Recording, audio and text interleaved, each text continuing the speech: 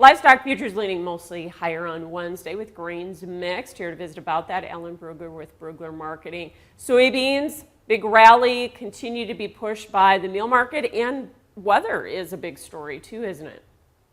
Yeah, I think we got started on this because the forecast did turn a little hotter and drier for the first half of August. A couple days back, that the market was oversold after last Friday's debacle. So you got some movement higher on Monday, and then short covering kicked in. You also lost the protection of the August options in the soybeans and the soybean meal because they expired last Friday. So that tends to have a dampening effect on the market. And once those breaks are off, we get more volatility. Right. So yeah, weather's a big part of it. Yeah, whether if we even trim, say, a bushel off the yield, we get into a really tight situation here in beans, don't we? We are looking at pretty tight S&Ds overall. Now, the thing that people are forgetting, though, is that if you lose that bushel and get the prices up, you will lose some consumption. Probably exports. We're at the moment looking at record Brazilian, Argentine production that'll really hurt U.S. exports second half of next year. The higher the price goes, the more we have to cut the demand side. But from a supply side, we're definitely tight and really can't afford the bushel loss. So the meal market, August hitting new contract highs the second day in a row. What is the big force behind that? Well, it's a combination of things. I think again, the lack of options buffering there. You've got shorts trying to get out ahead of first notice day on Friday just because you can't get the meal to deliver.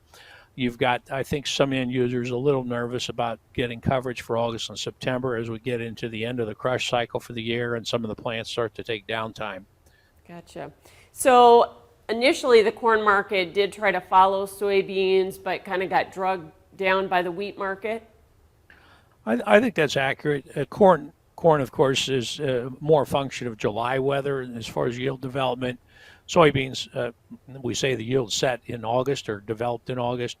You're seeing some typical pictures of tip back in corn and of course hail damage and things that we get every year. But yeah, corn is somewhat limited by that spread with wheat, and at what point could it be fed? It's also a victim of if Ukrainian supplies actually start to make it out. The rumor was the first vessel coming out was corn. Right, and the $6 mark, we can't seem to get or close effectively above that mark. So it's a pivotal point right now, isn't it? Yeah, we call that round number resistance, and we dropped below it, but we bounced off a retracement support on the charts and have come back to it.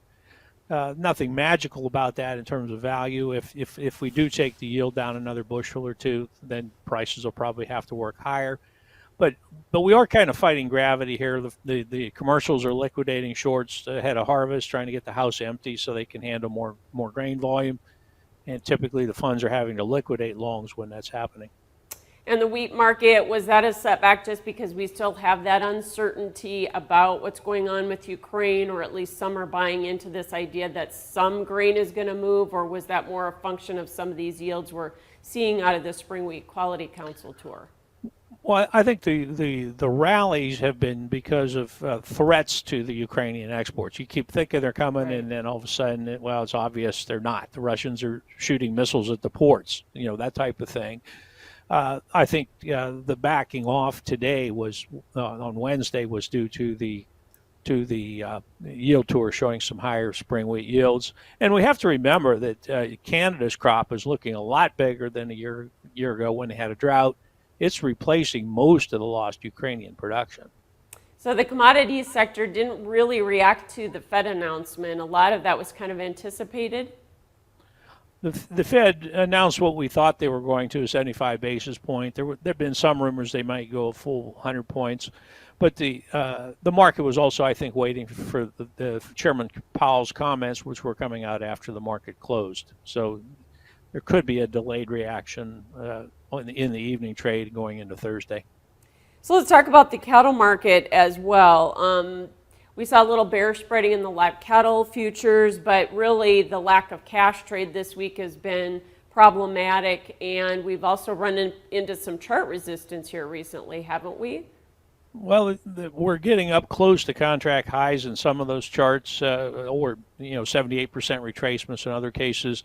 The biggest issue is the cash market versus the board. Okay, the nearby board, the August board, where you're going to get your deliveries, is hanging in there pretty close to the southern trade.